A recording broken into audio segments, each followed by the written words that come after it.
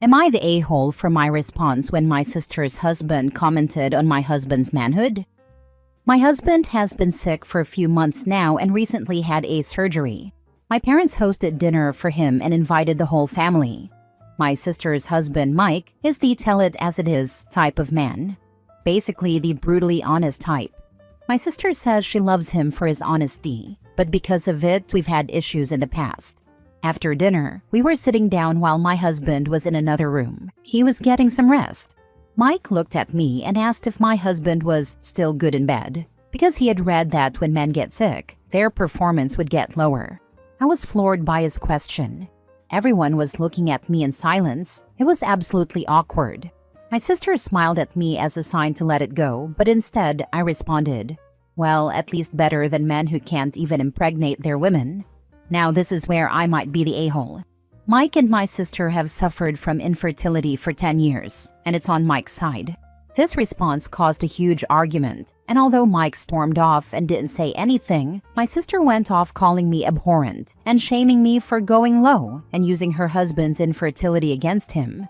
I told her he insulted my husband's manhood, but she said I took this whole thing out of context and made it personal, since he was just talking about men in general. After the argument, she and Mike left and my mom demanded I apologize. My husband didn't even know what we were arguing about. Mom told him I was arguing with my sister over dessert. Mom said I was in the wrong for hurting my sister's feelings with what I said and told me to apologize, but I still refused. Am I the a-hole? Now for the top comments. Not the a-hole. You just told it as it was. Of course not. You were rude, but the same type of rudeness your brother-in-law pretends to enjoy until it is used against him. Don't apologize. Next time, he won't be rude toward you or your husband, since he now knows you can be rude too. Yup, saying you're just being honest, or I'm the brutally honest type, is just a BS excuse to be rude and inappropriate. Asking about a sick man's performance in bed is not honesty. It's being an a-hole to get a reaction. Brother-in-law just didn't like the reaction he got this time. Yes, 9 times out of 10, the person who brags about their honesty is using that as an excuse to be an a-hole. Your brother-in-law is a freaking weirdo. What kind of question is that to ask when someone has been sick for months and recently out of surgery? Like, why the heck is the concern your sex life while his brother-in-law is sick? A normal person would not even think of this. Probably brother-in-law projecting. Definitely. Brother-in-law thinks he's inadequate in bed because he can't impregnate sister, so has to drag OP's husband down. Not the a-hole. His brutal honesty is not a pass to be a constant a-hole. Good job dishing it back. Don't apologize. And being brutally honest means answering a question very honestly, not asking inappropriate questions unprompted. Next story. Am I the a-hole for telling my husband that he created this mess and he needs to fix it? My husband and I always planned on having kids. It ended up happening a couple of years before we planned, due to a condom breaking. I didn't mind though. I was super happy to welcome our daughter, Belinda. A few years later, we started trying again for a second, but it took us a little while to conceive, and we ended up having to use IVF. The doctors never figured out why I couldn't get pregnant the old-fashioned way the second time, but after one round, my husband and I welcomed our son, Philip. Belinda is now 15 and Philip is 9. A close family friend of ours is going through their own infertility journey. My husband and I were discussing it when I mentioned something about IVF, and Philip asked what that was. I explained and then added, "We used that to have you." Belinda asked if we used IVF to have her. I was about to answer no and leave it at that when my husband butted in with, "No, you're here because the condom broke," laughing. Belinda immediately looked hurt. We've had the talk and discussed that sometimes condoms aren't effective, how to use them properly, and other forms of birth control. So she understood exactly what he was saying. I quickly added, "You were a surprise, but a much welcomed surprise. We always planned on having kids. It just happened a few years sooner than expected." Belinda just nodded and quietly said, "Okay," but I could tell she was really upset. I later told my husband to apologize and make sure she understands that she's loved and wanted. He told me I was overreacting. I spoke with Belinda and reassured her that she was loved and wanted. She seemed to feel a little better, but still wasn't completely happy. It's been a few weeks, and Belinda has made little jabs here and there. Not in a playful way, clearly she's still hurt. She'll say things to her dad like, "Well, clearly I was some big mistake," and "Sorry for inconveniencing you." My husband got fed up and told her she was being dramatic and that he didn't mean anything by that comment. He later told me to tell her to cut it out. I said no. He said it, made her feel like crap, and hasn't spoken to her about it since. He has to deal with the consequences of that. She's a sensitive teenage girl, and that's a scary combination when they feel rejected and unwanted by their fathers. My husband is now saying I'm in the wrong. Am I the a-hole? Edit. I didn't tell him in front of her that he deserved it. He told me privately how he felt. I wouldn't undermine him in that way in front of her. Not the a-hole. He said it, made her feel like crap, and hasn't spoken to her about it since. He has to deal with the consequences of that. Why is this even a question? Yep, 1,000 moments like this, with no apologies from my parents, plus being told I'm sensitive, are why we are no contact today. Relationships shrink to the size of repair.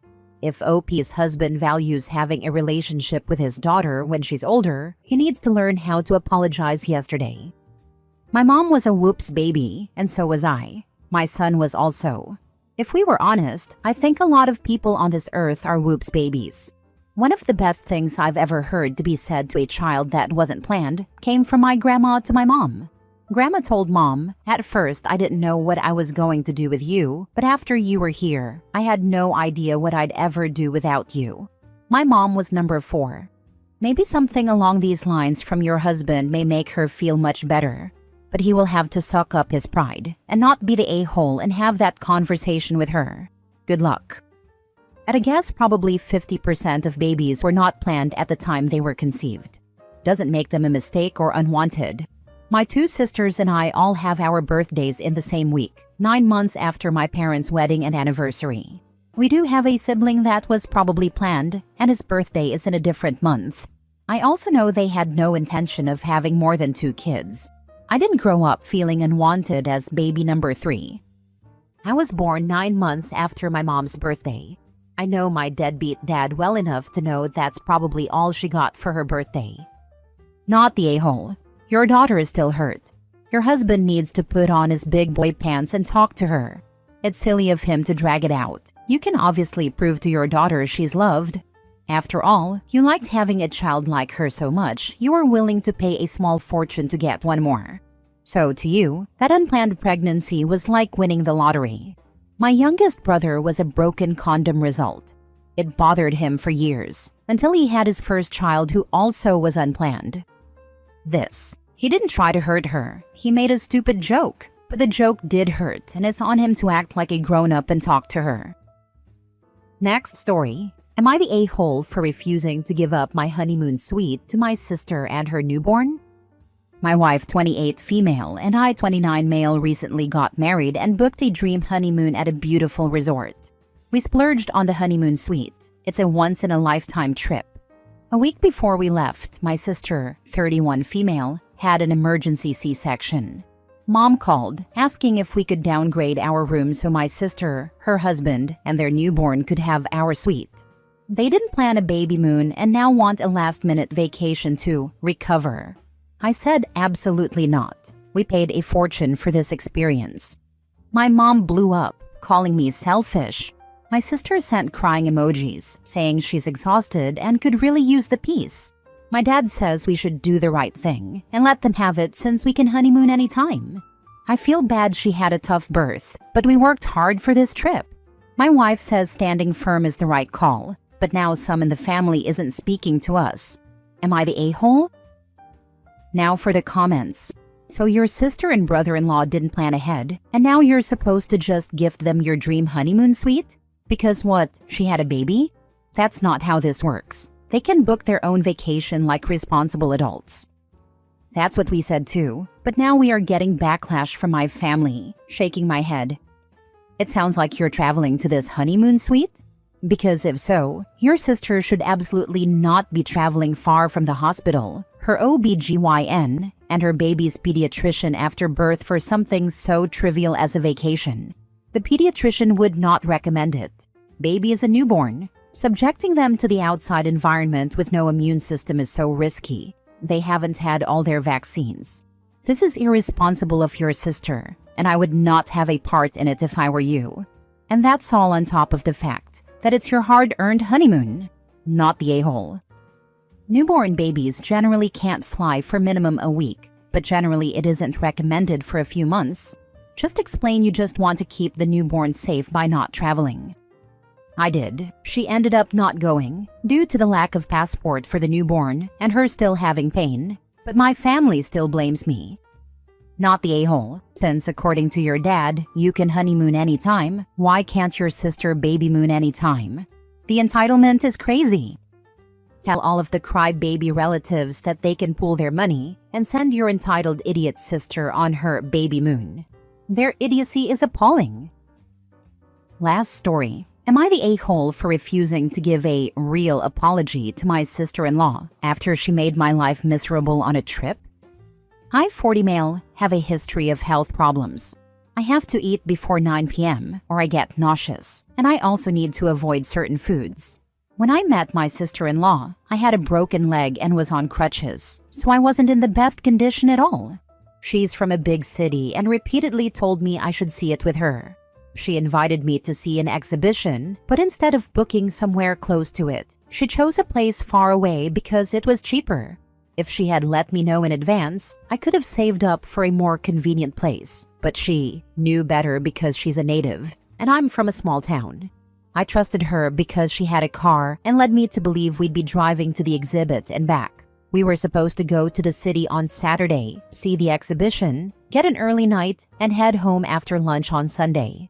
I didn't even need to ask for a day off, as I was on probation. No holidays or sick leave allowed, unless there was a good reason, and a trip out of town on a whim wasn't a good reason.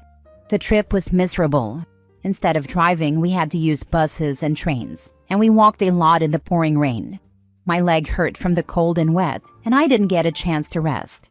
She then decided the exhibition we were supposed to see was too expensive, and we ended up doing something else. In fact, we did a lot of other things that mainly involved being dragged from one rainy street to another. I wanted to get out of the weather, so I paid for an exhibition that was the same price as the one she refused to go to. She still claims that she paid the inflated price at my insistence. There was no seating, and it was a crowded, uncomfortable space. I was upset because we queued for ages just to get out of the rain. She later claimed to everyone that she only went to the exhibit because I insisted and that it was terrible. We didn't get to eat until after 10 p.m. in some fancy restaurant she eventually decided on, but by then, I couldn't manage more than 2 to 3 bites because I needed to eat on time to avoid getting sick. I couldn't even take pain medication because I hadn't eaten, so I'm sure you can imagine how uncomfortable I was that night. I didn't sleep a wink, and we had to check out early the next morning. The next day, I was exhausted and in pain. She dragged me from one place to another, and I honestly don't even remember what we did. I begged to go home around 5 p.m. because I had to work the next day, but she kept insisting that there was more to show me. I can't even remember what I saw. I was so stressed and exhausted, so what was the point? We didn't get back to my hometown until 11 p.m., and then she went shopping while I was stuck waiting for her. I couldn't get a taxi, it was too late at night, and I didn't even know where we were. She was the one with the car, and my broken leg and fatigue made me feel very vulnerable. When we finally got to my house at midnight, I had to be up at 5 a.m. for work. She smugly said, "I'm glad I'm unemployed. I can sleep all day tomorrow." I didn't speak, but I wanted to lose it. I didn't talk to her for weeks after that. My brother reached out, saying she was upset that I didn't thank her for a great trip and that I should apologize and show some gratitude. I didn't. He started talking about me to my parents while I wasn't there, and my mother shut that down. She pointed out that I didn't get to see the exhibition we went for, that I had to go into work sleep-deprived, exhausted, and sick, or else risk losing my job. As I said, I was on probation and hadn't booked any recovery time off, as I hadn't expected to need it. My mother felt I was the one who deserved the apology. He and sister-in-law went no contact with me and my parents after that. I was the golden child, and they were my enablers, they said. After years of no contact, they reached out when they had nowhere to go and needed my parents' support. My parents are retired and bent over backward for my brother and sister-in-law. At Christmas, she came to visit my parents at their house with my brother. I always spend Christmas with my parents, so I was there. She made more jabs at me while we were alone. I ignored them, using my deaf ear as an excuse to not hear anything she said too quietly, but otherwise kept civil. She was civil when she didn't have me alone. After they left, she got my brother to text me, calling me a liar and again demanding an apology for the stuff that went on in the city, more than 5 years ago now. I sent him a bland, emotionally absent apology, saying I was sorry she was upset by my needs. He hasn't replied since. I feel like I'm being manipulated and expected to apologize for something that was completely her fault, but she's holding my brother's and parents' happiness over my head. I'm not sure if I'm overreacting or if I could handle things better. Am I the a-hole? She neglected your real medical requirements, dragged you around like a broken Sims character, and then pretended that you were unappreciative of your misery. She already deserved more than the apology you offered. Allow her to continue to fume in her victim complex. But why didn't OP speak up? I kept asking myself that while reading. Why not say, no, I would like to go to Exhibition X. I need to eat now. Can we please find a restaurant? No, thank you. I don't want to do any more sightseeing. I am sure sister-in-law tried to show OP things she was proud of in her city. If OP didn't like them, he could have said so. How did you get to 40 years old without experiencing extreme discomfort and being overwhelmed? And more importantly, what to do when that happens? I don't live in a city. I don't get overwhelmed where I live or feel unsafe. I was taken out of my comfort zone because I trusted my brother and thought sister-in-law was a very different person. I mean, she sucks, but you're a grown man. You allowed yourself to be her victim? You gotta grow a pair, bud. Fair point. Back then, I think the broken leg and crutches helped her a lot. I felt so vulnerable. I'm not a city person either, so I felt even more uncomfortable. I will not let her put me in that position again, and I won't allow myself to ever be alone with her going forward. You had a broken leg and could not say, no, I would rather stay home until my leg healed and then I will go to the city? There is a saying, when you point one finger at someone, make sure to count the 3 pointing back at you. I agree, and if I'd known we wouldn't see the exhibition anyway, I could have waited weeks, months, or just not bothered at all. She picked something I would have liked to see that was on for a week or so. I can't remember, but there was a time limit. She's taught me a lot though. Avoid crowds when already feeling vulnerable. Don't trust travel partners to look after you if you can't look after yourself. And don't travel with a broken leg unless it's work-related and unavoidable, because then you're covered.